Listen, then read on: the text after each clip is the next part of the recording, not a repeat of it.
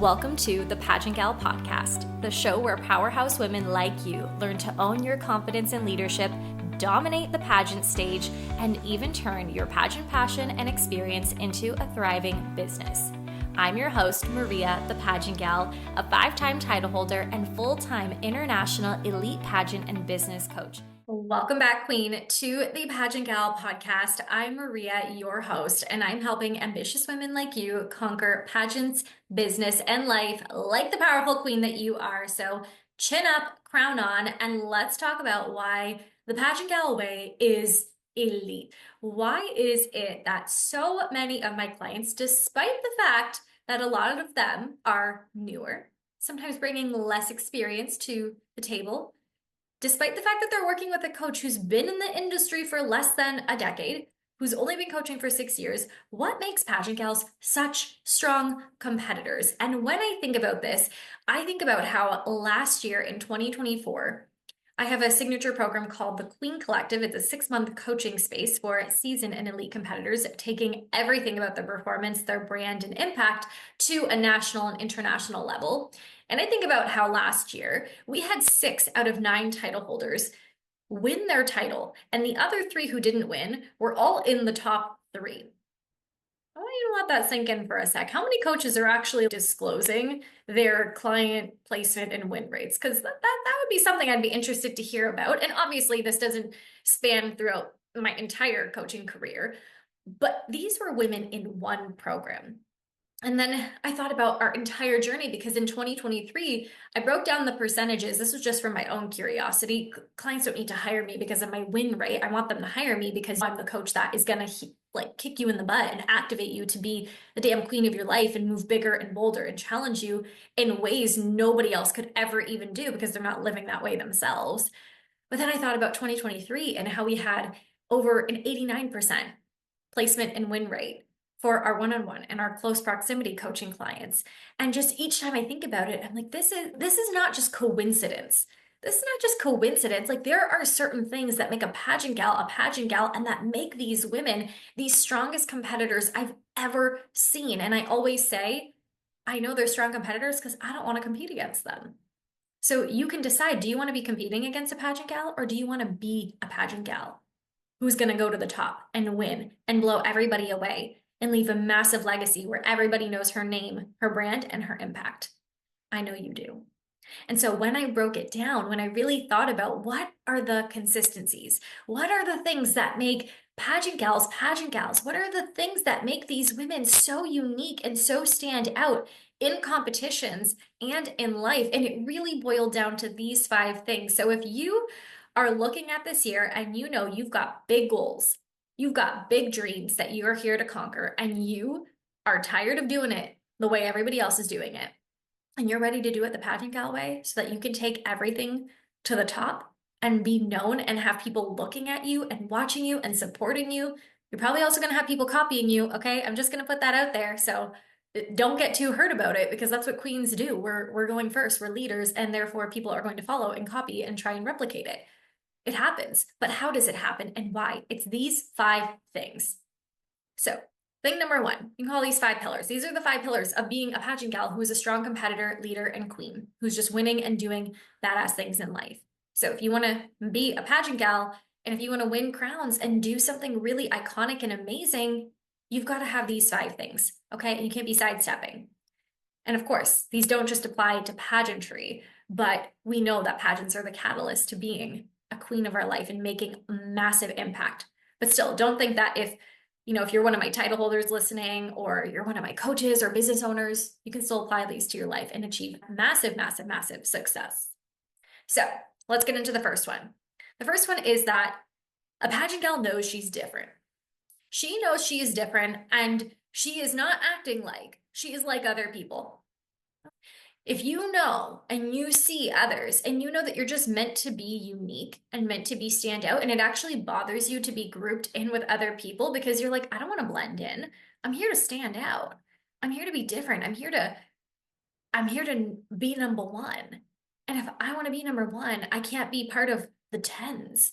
And this doesn't mean that you ostracize or alienate yourself. It just means that internally, like when you really silence like all the thoughts and things of what you have to do and what you should be and shouldn't be, you just know at your core, there's something about you.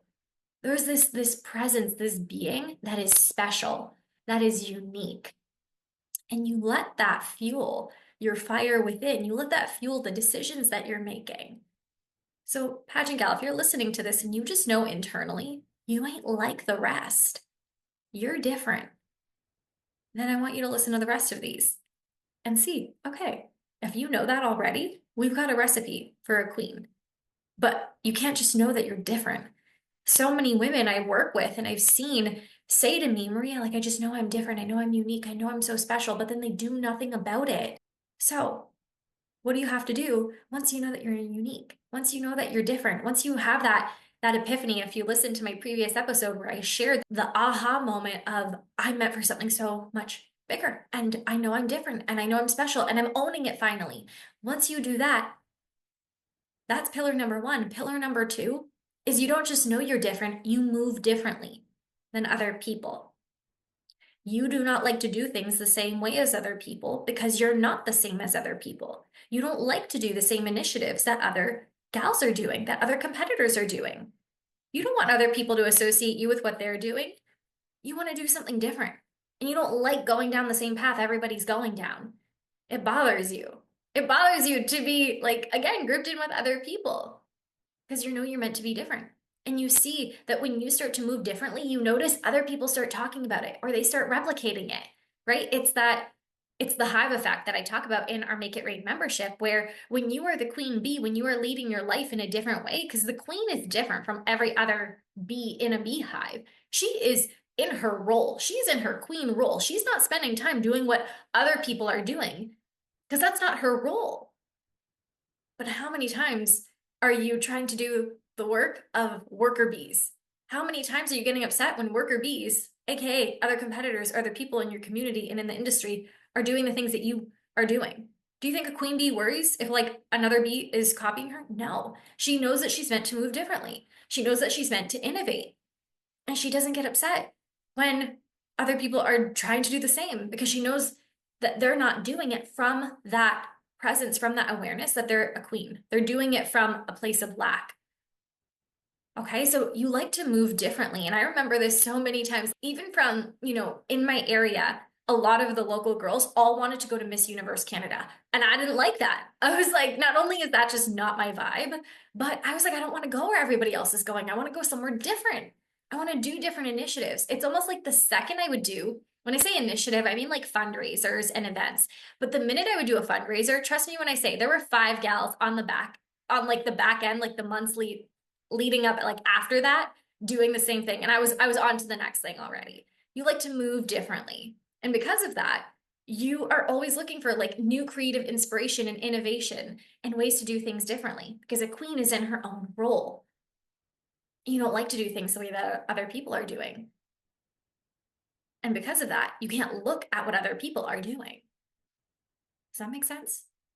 Maybe you think about right now in your own preparation, where do you know that you're different? Where do you know that you're a queen, but yet you're still looking at somebody else's Instagram page to give you inspiration, to share with you what to post? You think about a fundraiser and you don't think about what would be new and exciting for you. You think about, oh, what did the last title holder do that worked for her and she raised $500? No, pageant gals don't do that. They like to move differently. And that requires you to be tapped in to your own creative inspiration and innovation and to know how to tap into that. So that's the second thing. You know you're different, and then you like to move differently than other people, right? There's an action to that. The third pillar of being a pageant gal that really sets not just my clients, but this community apart in such a big industry is that, and you probably we alluded to this a little bit, but not only do you like to be different, not only do you like to move different, but you just know you're meant to live a really big, bold life. Like being center stage, being in the spotlight is a full body, light your soul on fire. Heck, yes. You are not the type of person who wants to win and have, the award or the crown or the sash, but then you just want to be like behind the scenes. That is not a quality of one of our pageant gals. Our pageant gals love to be in the spotlight.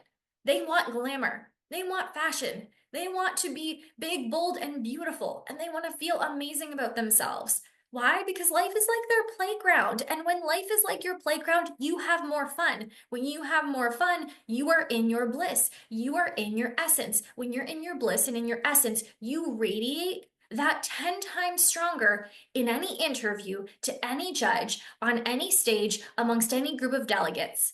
And good luck to the gals competing against the woman who's connected to her big, beautiful, blissful life. You cannot stand a chance. You cannot outstrategy somebody who is attached and living life like they are limitless, like life is their playground. So these women, not only in pageant prep are we saying, okay, you're going to do interview, okay, we're going to do runway, but I'm like, what excites you? Like, what would you do, even though nobody else is doing it, but it just feels like a bold move that you love and it feels fun. So we look at the way that you're living life, and that's what makes these women different. Is like it's not just about pageantry, and they don't want to do, again, they don't want to do pageantry the same as everybody else, but they know it's like their birthright to go bigger and just to have fun. And life is like, you can call it like your manifestation catalog, where what do you want? And they ask for it, and then they go do these amazing things. But how many times are other women looking and scrolling at these women thinking, oh, well, they can do it. Of course they can do it. It's like, no, girl, you can do it too. You're just not owning being the damn queen of your life. And that's the difference between a pageant gal and somebody who is a runner up. Pageant gals aren't just competing. We are living, we are thriving. And we know, crown or no crown, we're going to keep doing big things. You know, what's like scary is competing against someone who's like untouchable, who's like, I don't care. I'm gonna do big things in my life and the crown's coming with me or it's not. Like that type of unshakable conviction in interview mixed with the nail your pageant interview strategy. I'm done. We're going on to point 4. So pageant gals are different. We move differently. We know that we're meant for a big, bold, beautiful, blissful life. 2 more things. These ones are a little bit more unique, but all of the women that I work with and the women who I see have really big success, especially in such a short amount of time working together, because that's my thing too. I don't want it to take you years to figure out winning and doing very well in competition. It gets to happen so much sooner. These women love to share their story. These women, whether they have a deep story or not, whether you have like the most traumatic or crazy thing that have happened to you, or it's lighter, it's significant to you and you want to share it. And a lot of these women get frustrated by the fact that more people aren't listening to them, not because people don't care, but because they just know their story so powerful.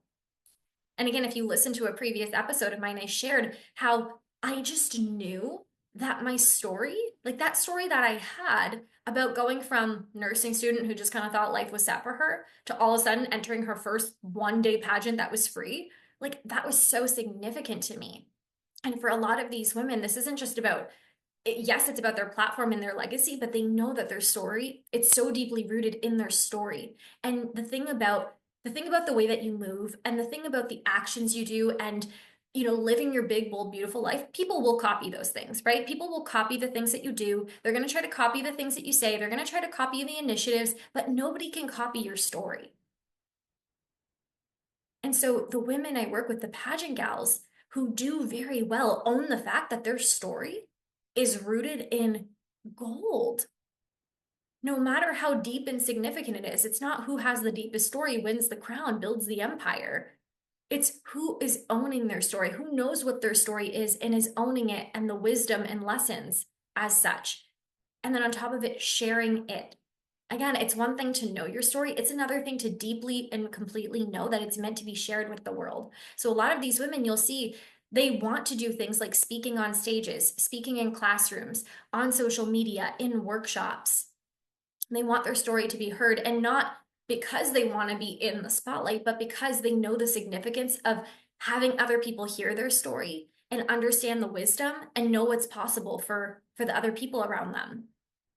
So a lot of pageant gals are sharing their story. So if you're feeling frustrated right now, if you feel like you've been competing and maybe you've been doing well, maybe you've even gotten a title before, but you just have this like soul that's telling you so many more people are meant to listen to you, like your story is meant to be heard by so many, Girl, we got to own that so much more. And that is the key. It's not another run. Listen to me. It's not another runway session. It's owning and sharing your story that will be the key to unlocking those additional points and connection pieces with your judges. That's going to lead to your next win. I can promise you that. So, what is the fifth pillar of being a pageant gal? Pageant gals are different. They move differently. You know you're meant to live a big, bold, beautiful, blissful life. You want to share your story. The fifth one, it's like our own poison. Are you ready for it? Just want you to like tap yourself on the heart because like it's coming, okay? Because the first five, or the first four, I should say, sorry, the first four, we only have five, are fun. The fifth one, pageant gals love to challenge themselves. So not only do you want to go bigger, not only do you want to be different, but you don't want it to be easy. Girl, why? I don't know. But we don't want it to be easy because easy equals comfortable equals the death of our dreams. So we intentionally seek out challenges so that we can amass more courage and bravery and strength and resilience so that we can move differently, so that we can move bigger, so that we can share our story more, so that we can own our unique factor. Pageant gals love to be challenged. And it's so often, I can't tell you how many times applications come in to work with me and women will tell me things like, Maria, I'm just not being challenged. I feel like you just get me. I feel like you see that I have this potential and you can help me get there. I feel like the coaches I'm working with, I just feel so stagnant. I feel like it's the same thing. And I get it, girl, because it is the same thing. Because you want to be challenged. You don't want to just do interview and runway. You don't want to just do a photo shoot or speak on stage. It's like you want someone to see that, hey, you're doing good, but you're playing it safe. You're playing it small still. You want to know, you want to really test and see what you're capable of doing? Let's challenge you even bigger. And oftentimes you don't even know what that is because we're so in our comfort zone that we don't even know what out of the comfort zone would look like. And that's where you need somebody, a mentor, a coach, somebody looking from the outside to help guide you in those challenges. So I remember what I used to do when I was on my like hungry journey to win an international title. I'd already won a local and a national, so international just made sense. It was a month before, it was 2 months before competing in the Philippines for an international title. And my plate was stacked. I had no more time, no more capacity for anything. And I signed up for a half marathon. Why? Pageant gals love to be challenged. I was training the following year, going to Miss World Canada, and I knew I needed to step up my stage performance, my runway game. I knew that if I wanted to be on top, like you gotta perform in all areas. And I would do practice runways and practice photo shoots out in public. I remember we were at the Toronto train station, the Union Station in Toronto, like the biggest train station in Canada, maybe that's right, maybe it's not. And we were doing photo shoots. And I remember I had police officers come up to me and I thought, I'm like, am I gonna get in trouble? Am I allowed to do this here? And they were like, oh, this looks awesome. What are you doing? We're like, oh, we're doing a photo shoot. We're doing some runway. Pageant gals love to be challenged, and so many of you are doing pageant prep in your comfort zone, and then you're getting to competition and you're getting shaken by all this like baby BS, like girly girl drama and high school nonsense. And then you get a question in your interview that stumps you, but it's like, what's your favorite breakfast item? Yeah, it's because you're in your comfort zone, and anything will be difficult when you don't know how to challenge yourself on a daily or a weekly basis.